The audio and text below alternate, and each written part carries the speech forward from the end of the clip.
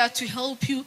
Ni gute namenya ubuhanuzi bw'ibinyoma, ni gute namenya ubuhanuzi bw'ukuri? And how can I know the fake prophecy and the true prophecy?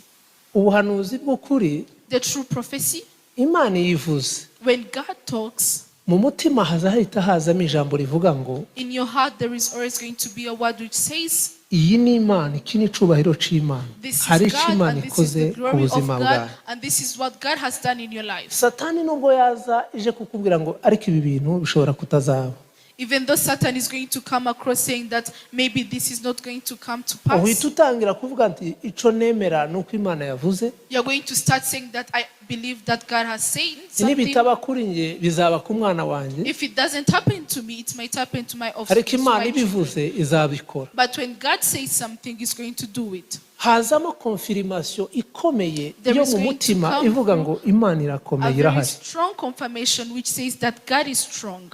Umwanzi nubwo yabirwanya, Even though the devil can try to fight it, ariko haba habanje kuzamo ijambo rikubwira ngo birashoboka. but there is a word which is going to come through your mind and heart which say that it's possible. Naho ubuhanuzi bw'ibinyoma And now the fake prophecy, buza bugenzurwa n'ubwenge. it will always be supervised by your brain, by your mind. Mwankurikiye neza? Have you followed? Ubwenge bw'umuntu Your brain, your mind, buza bugenzura ubuhanuzi bw'ikinyoma kandi bigakunda. it's going to oversee the fake prophecy and it's going to be Ubwenge possible. buza butinyisha ubuhanuzi bw'ikinyoma. Your mind is going to decrease the energy of the fake prophecy. Umuhanuzi w'ikinyoma The person who is giving the fake prophecy, aguhanuriye ibintu bitari byo. the fake prophet when he's giving fake Iyo prophecy, umukanze when you, ariruka. he's going to run. Iyo umurebye mu maso When you look at him straight in his eyes, agira ubwoba. he's going to have fear. Iyo abonye uramutumbereye ukamutumbira When he ukamwitegereza, sees that you're looking straight into his eyes, atangira kumva agize gushidikanya muri we, he's going to start feeling anxiety in himself kubera ko ntabwo yatumwe n'Imana. because he was not sent by God. Ku manywa hari uwabivuze, And there is one who talked about it. aravuga ngo yari yicaranye n'umuntu ku ntebe, He said that he was sitting with someone on a chair, ngo atangira kuvuga mu ndimi, and he started talking in atigisa intebe tongues. bicayeho, He started shaking the chair that they were seated on, arambwira ngo ceceka, and then he told him, keep quiet. kuranyeganyeza intebe nicayeho. You are shaking the chair on which I'm sitting on,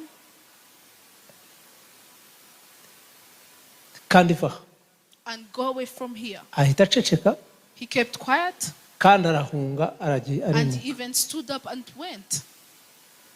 Umuntu usanzwe atinyisha, aravuga none se ni gute ngewe nk'umuntu usanzwe natinyisha Imana, nabwira Imana ngo Someone niceceke who gake. is normal like me, how can I make God fear and run away? Urumva abanyabwenge ukuntu bakora. That is how the wise people work. Ntabwo ushobora gucecekesha Imana yavuze. You cannot make God keep quiet if he's the one who is talking. Icyatumye atinyuka kumubwira ngo naceceke, What made him have the energy to tell him to nuko yari keep yamaze quiet? kumugenzura abona ko atari Imana irimo It's imukoresha. because he had already analyzed him and found out that it's not God who is working through him.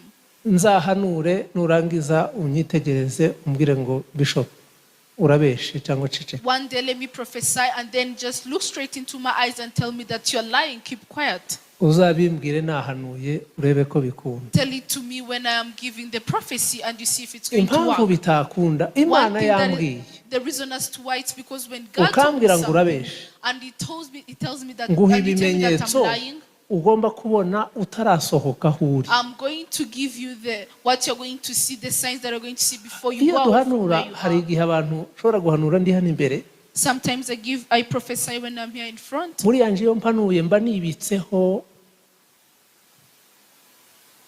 ibimenyetso When I'm giving prophecy, I also have signs to them. bitari kimwe, bishobora kuba n'icumi, It's not only one, sometimes they're even 10. kubera ko umuhanuzi w'Imana Because a prophet of God, aba yiteguye n'urubanza. he's ready for Iyo judgment. duhanuye tuba twiteguye ko ejo bashobora kutubaza bakakubaza ngo bya bintu wahanuye muri bibiri bisubiremo. When I give prophecy, I'm ready for judgment tomorrow, where people are going to be asking the prophecy you gave. Ubu abantu bashobora Can you kumbaza repeat it? ubuhanuzi bwo muri 90 nahanuye. People can even ask me the prophecy I prophesied Nje in mba 1990. mwiteguye. I'm always ready. Kuko umunsi umwe ushobora Because guhura one n'umuntu day- akabwira ngo muri 90 I can meet someone and tells me in wahanuye ibintu 1990 bitanu. you prophesied 5 things. Icyo mbabwira gusa ndamubwira ati ni ibihe nahanuye. What I ask them, I'm going to ask them, what did I prophesy? Akabivuga. He's going to say them. Iyo abivuze ari nje wabihanuye When he says them, when I'm the one who prophesied them, bihita bigaruka. they are going to come back. Kamubwira ati nije wabihanuye koko. I'm going to say that I'm the one who prophesied this. Wabisubiramo Can you repeat it? reka nguhe ibimenyetso.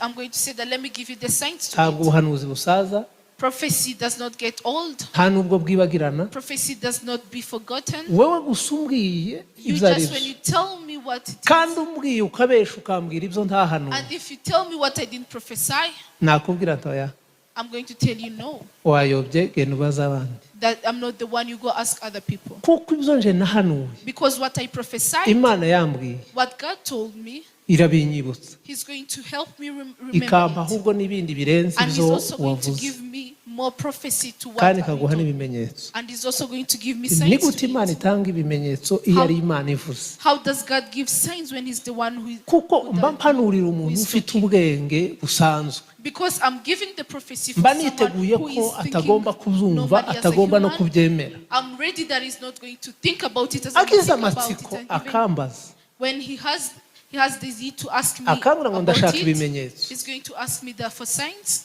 Ndabimuha. I'm going to give them to him. Emeline, ikimenyetso naguha ni iki? Emmeline, what is the sign that I can give you? Ushobora kubona nti ntabwo nemeye ibyo mbwiye Bishop. Niba ari Imana ibivuze ni ibisubiremo. You can tell me that I don't allow what you're talking about. If it's God saying it, Ushobora repeat it. kukubwira ngo uzongera ugire apeti nyuma y'imyaka 2. I can tell you that you're going to have appetite after 2 years.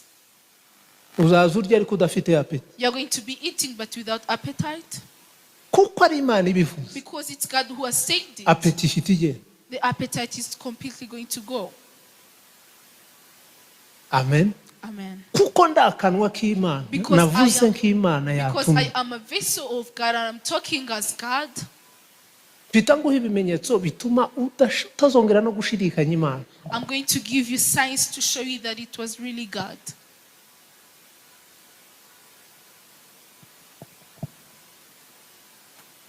Amen. Amen. Ubana n'umugabo utazawerekwa. You're going to believe with a man who doesn't receive Ngahita prophecy. nkubwira ngo umugabo wawe agiye kuza kwerekwa buri mugoroba. And I'm going to tell you that your husband is going to be portraying or having prophecy about you every evening. Umugabo wawe yataha When your husband comes home, akaguha amakuru y'ibintu byose wiriwemo. and he's going to give you all the information about all the things that you spent your day in.